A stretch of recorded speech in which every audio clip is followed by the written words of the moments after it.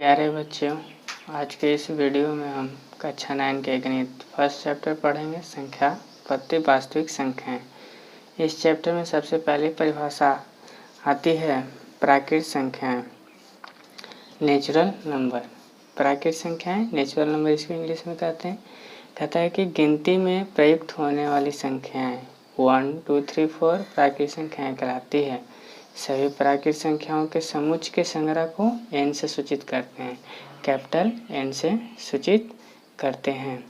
n यानी natural number 1, 2, 3, 4, 5 यानी गिनती की संख्या को क्या कहते हैं? प्राकृत संख्या कहते हैं।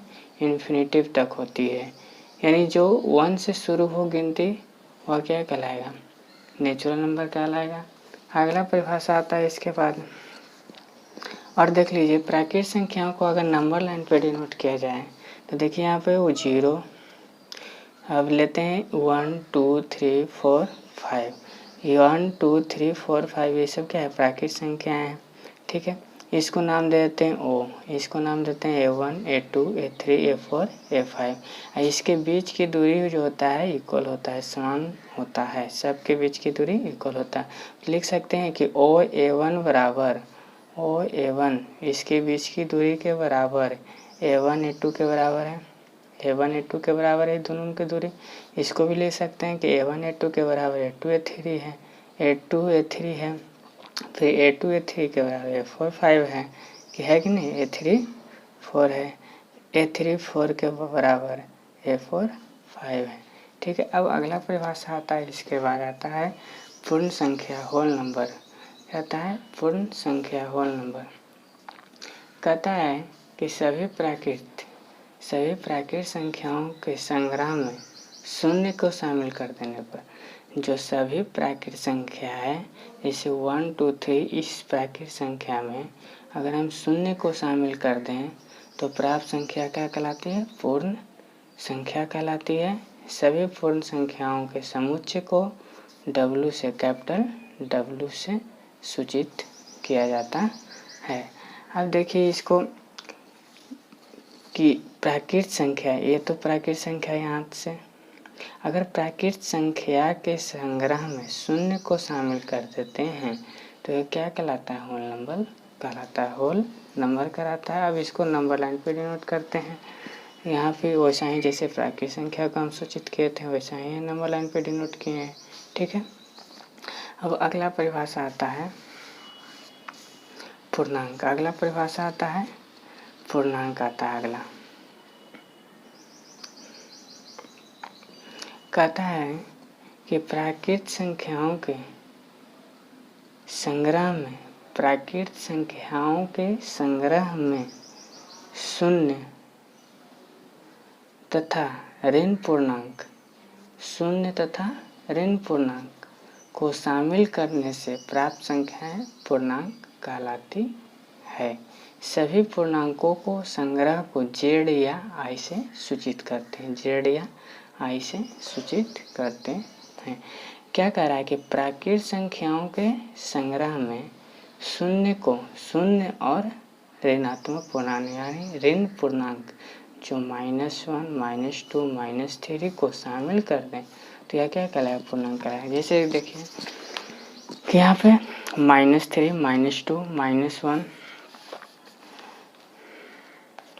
-1, 0, 1, 2, 3, 4 ये शून्य इधर हो गया क्या? ये धनात्मक पूर्णांक हो गया, इसको क्या कहेंगे?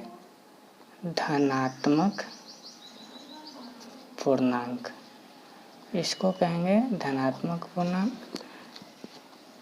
Positive POS।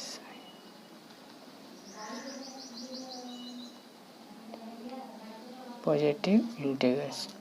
इधर हो गया तो यहाँ से यहाँ तक ऋणात्मक पूर्णांक,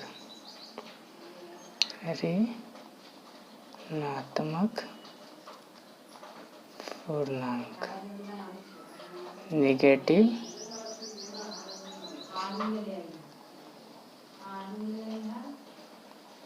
इंटीग्रल्स, नेगेटिव इंटीग्रल्स कहेंगे इसको। और शून्य है जो एक शून्य पूर्णांक है, शून्य पूर्णांक। अब यहाँ पे बात एक आता है कि शून्य, अब यहाँ पे एक बात लिख सकते हैं कि शून्य न धनात्मक पूर्णांक है और न ऋणात्मक पूर्णांक है। शून्य क्या है? शून्य धनात्मक है, न ऋणात्मक पूर्णांक है। अब इसके बाद आता है परिमेय संख्या, रेशनल नंबर। रेशनल नंबर कहते हैं कि इसको वैसी संख्या है जिसे p बाई क्यू के रूप में व्यक्त किया जा सके, जहाँ p तथा q पूर्णांक हो और q शून्य के बराबर न हो, यानी q शून्य के बराबर न हो। इसका एग्जाम्पल देखते हैं। 2/3, 4/7, -3/2, 5/1, 0/1, √4, √16, ये सब क्या है? परिमेय संख्या।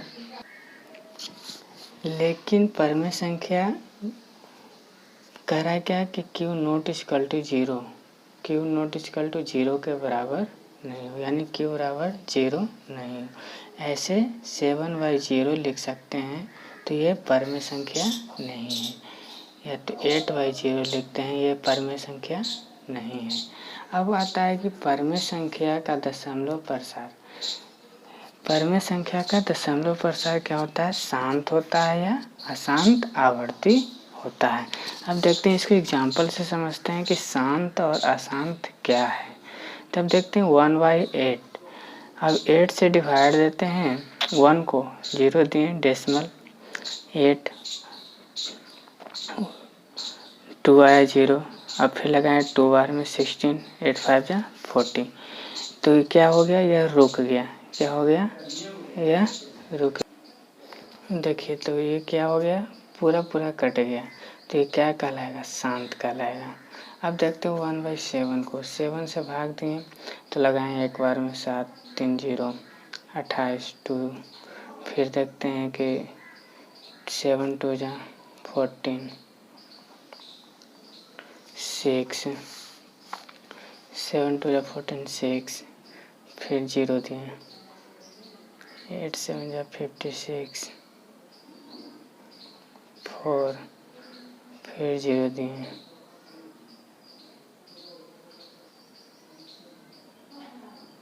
7 5 जा, यहाँ पे बड़ा हो गया है, जगह नहीं है। इसको 40 को ऐसे काटते हैं, 35 कट गया 5। फिर 0 लगा, फिर कितना बार में लगेगा? 7 7 जा 49 कट गया, फिर 1 बचा, फिर 0 देंगे, फिर कितना बार में लगेगा? एक बार में 7, फिर 3। फिर देखिए वही चीज़ आ रहा है ना, रिपीट कर रहा है, यानी फिर वही चीज़ आएगा, रिपीट करेगा कि नहीं करेगा? वही चीज़ आएगा। तो इसको क्या कहेंगे? अशांत। इसको क्या कहेंगे? अशांत आवर्ती कहेंगे। ठीक है, यानी यहाँ पे क्या समझें कि परिमेय संख्या का दशमलव प्रसार शांत या अशांत आवर्ती होता है। जो रुक जाता है वो क्या कहलाएगा? शांत। जो रिपीट करेगा नहीं रुकेगा वो कहलाएगा अशांत आवर्ती कहलाएगा। अब देखते हैं कि परिमेय संख्या को संख्या रेखा पर निरूपित कैसे करें। अब इसके एग्जाम्पल से हम समझते हैं। देखते हैं कि 1/5 को संख्या रेखा पर निरूपित करना है। तो 1/5 तो ऋणात्मक पूर्णांक नहीं है, धनात्मक पूर्णांक है। तो यहाँ पे लेते हैं 0 1 2 3 4 5। इधर हमेशा धनात्मक होता है, इधर हमेशा ऋणात्मक होता है। ठीक है, अब 1/5 देख रहे हैं कि किसके बीच में आएगा। तो सबसे पहले इसको 1/5 को 5 से डिवाइड देते हैं। 1 में नहीं लगेगा 0, तो कितना बार में लगेगा? 5 2 जा 10। ठीक है, अब देखिए 0.2 0 पॉइंट किसके बीच में होगा, 0 और 1 के बीच में होगा कि नहीं होगा, यानी 0.2 कहाँ पे होगा, यहाँ पे होगा 1/5। अब अगला देखते हैं कि संख्या रेखा पर निरूपित करने के लिए अगला है 2/3। अगला है 2/3, इधर इन्फिनेटिव, इधर लेते हैं माइनस इन्फिनेटिव, बीच में 0 हो गया। यहाँ सेम डिस्टेंस लेना है हमेशा, 1 2 3 4, इधर हो गया -1 -2 -3, तो 2/3 है। ठीक है, 2/3 को भी 3 से डिवाइड देते हैं 2 में, तो 0 0 18 2, यानी फिर वही चीज़ आ रहा है 0.6 आएगा किसके बीच में, 0 और 1 के बीच में आएगा, यानी इसके बीच में संख्या कितना होता है, 10 होता है। तो 1 2 3 4 5 6, यानी यहाँ पे हम दर्शा सकते हैं इसको, यहाँ पे लिख सकते हैं 2/3 होगा। अगला है 6/5, इसको भी लिख सकते हैं, एक और रूल से बताते हैं, माइनस इन्फिनेटिव हो गया, ये हो गया 0, ये हो गया 1 2 3 4 -1 -2 -3। अब देखते हैं कि 6/5 है, 6/5 को इसको पूर्णांक में आगे तोड़ लेते हैं, तो कितना होगा, 6/5 को 1 पूर्णांक 1/5, यानी 1 और 2 के बीच में 1 हो गई, और वो 1/5 हो गया। तो 1/5 किसके बीच में कह रहा है कि 1 और 2 के बीच में होगा, दूसरा रूल से बता रहे हैं।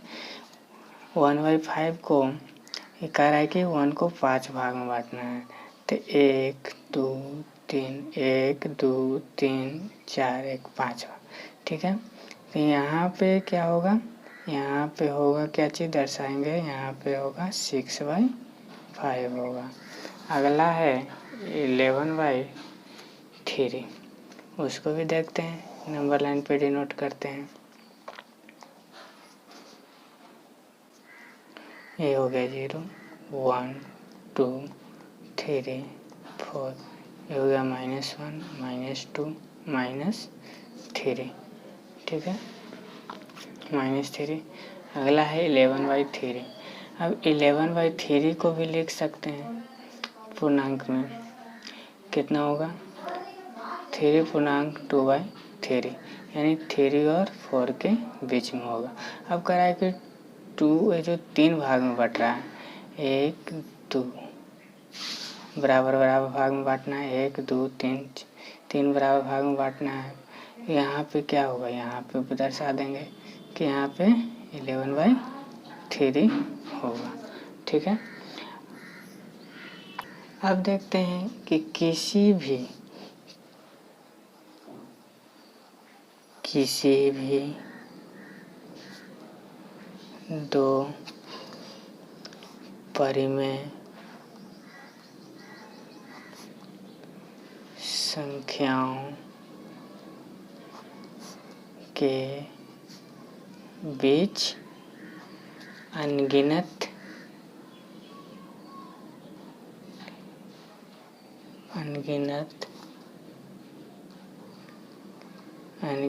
परिमेय संख्या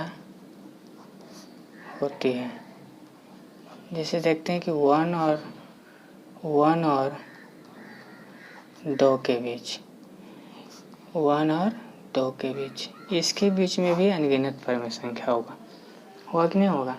जैसे कि देखिए नंबर लाइन पे हम यहाँ पे लिखते हैं 0 1 2 3 4। ठीक है, इसके बीच में अनगिनत परिमेय संख्या है, इसके बीच में अनगिनत पॉइंट है। जैसे कि देखिए 0 और 1 के बीच में लिख सकते हैं 0.1 0.2, होगा कि नहीं होगा, 0.3 0.4 0.4, 0.5, 0.6, 0.7, 0.8, 0.9, और फिर क्या बन गया? यह 10 बन गया। तो बना कि नहीं? यानी 1.0 बन गया।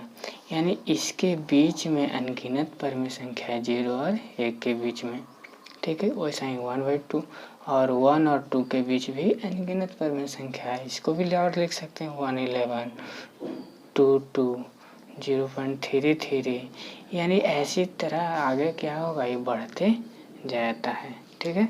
तो अब इसके बारे में चर्चा अगले वीडियो में करेंगे, ठीक है। अगला में पढ़ेंगे कि 1 और 2 के बीच में कितने परम संख्या होगा, निकालने के लिए देगा कि 1 और 2 के बीच 3 परम संख्या निकालें। तो आज के लिए इतना ही, और हमारे चैनल पर नए हैं तो आप सभी लोग हमारे वीडियो को शेयर करें और हमारे चैनल को सब्सक्राइब करें और कमेंट ज़रूर करें। धन्यवाद।